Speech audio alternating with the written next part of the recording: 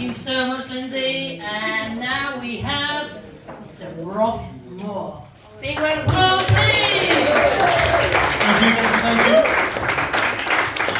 Thank you, Joe. I have also been reading books on physics. I had a book on super dense neutron stars and their gravity, but it really wasn't very easy to pick up.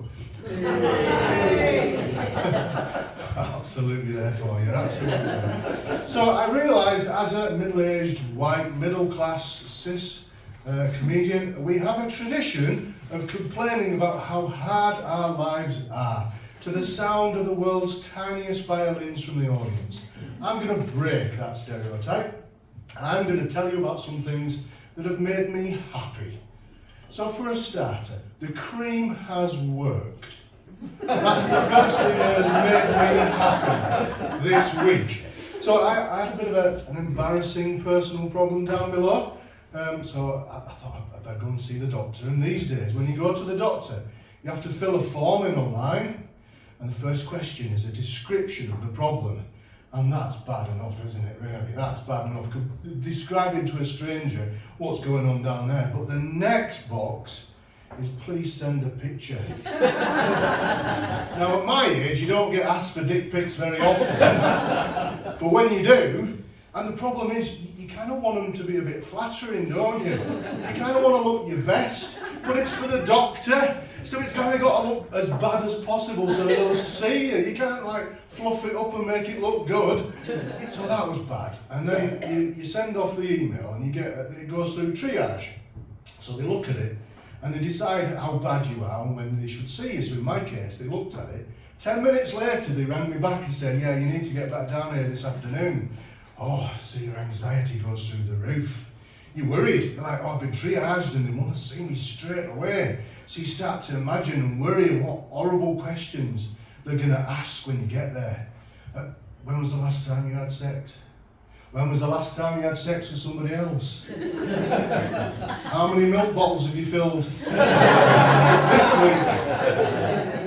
Does it always smell like that? Why have you got biscuit crumbs on your bollocks? Are you fucking crackers? Hey, thank you. But it all worked out well. I went in there and the nice lady doctor, she had a bit of a poke and a prod, said everything, don't worry, we'll get you some cream. So that's the solution to everything. It was very good. Went down to the pharmacy, got a lovely cream. It's in a white tube with blue and red writing, if any of you are familiar with that particular cream. It was great until I went away on business, and that is my travel toothpaste.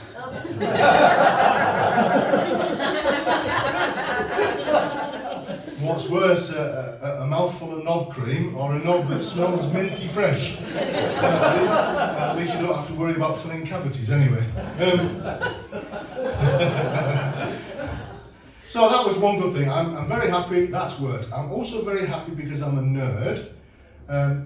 There's a comma, not a full stop there. And I was watching the new series of Star Trek Next Generation, Star Trek Strange New World, sorry, and there's a crossover with Doctor Who. And my little nerd heart sang. I was so pleased because I love crossovers. I love stuff like that. And it made me wonder, where in literature can we see crossovers like this?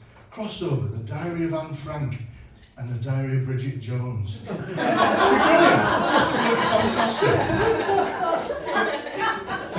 Thursday the 18th of September, 7:30 p.m. Calories consumed, half a stale crust and a blob of jam. Number of people in secret annex 8. Chances of survival slim, unlike me, because I'm a big fat heifer.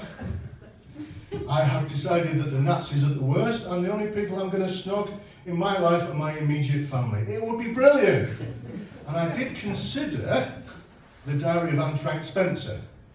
But that would just be too ridiculous, wouldn't it? I love the idea of these crossovers though. Imagine Enid Blyton's two finest series put together, the Secret Seven and the Famous Five. 12 kids who were really confused about whether they're going to be recognised or not on the street. I think it would be magnificent. Pride and Beetlejuice. I love that idea. Mr. Darcy is a poltergeist demon who only comes when he says his name 3 times. It would be brilliant. Clarkson's Animal Farm. Yeah, I love that idea. The pigs gather together and then start writing right-wing bloody columns for the shitty press, and then they start punching the co-workers. It would be magnificent. But as well as TV things, though, as well as nerdy TV things, I'm also a nerd when it comes to computers as well. I've been in IT for many years now. Started out playing on the Amstrad and the Commodore. The older ones may remember these, and my personal favourite, the Spectrum 48. I used to be upstairs in my bedroom bashing away on Jet Set Willie, and my mother would shout, no. My mother would shout upstairs, Rob, are you on the Spectrum? Probably, Mum, yes. Probably. But I moved on from that now. I'm into consoles, and somebody at work rang me the other day in tears. She'd had to give away her PlayStation 3, 4. She'd had to give away her Xbox. She was beside herself, and I couldn't console her. There's literally no depths to which I will not stoop. I'll tell you that. But in the old days, computer games were simple, though, weren't they? They were straightforward. They didn't have long backstories or complicated cutscenes. You didn't have to worry about why Pac-Man was running through the maze of his life, popping pills and trying to escape the ghosts of his past. You didn't need to worry about why the Space Invader rocket just stood at the front of the room, taking pot shots from all the people around him. It's just like being a stand-up comedian, isn't it, really? Just like, you didn't have to worry about why the frog wanted to cross the road and then the river, and why the trucks were the same size as the turtles, and why the frog, when it fell in the river, drowned. It's a fucking amphibian. You don't drown. But I think the real secret is that in the old days, computer games were a closer parallel to our working lives. We're there on an average day. We've got different sized bricks falling down from the ceiling, and we're trying to fit them into a space where they don't go. And that is a metaphor for life.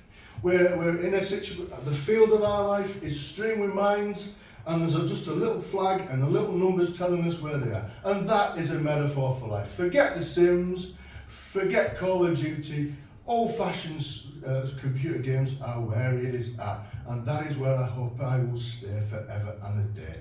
Now, like a first-year student in the back of Bonnie Blue's band bus, I think I'm finished, and it's time for me to go. Thank you very much. You've been absolutely lovely.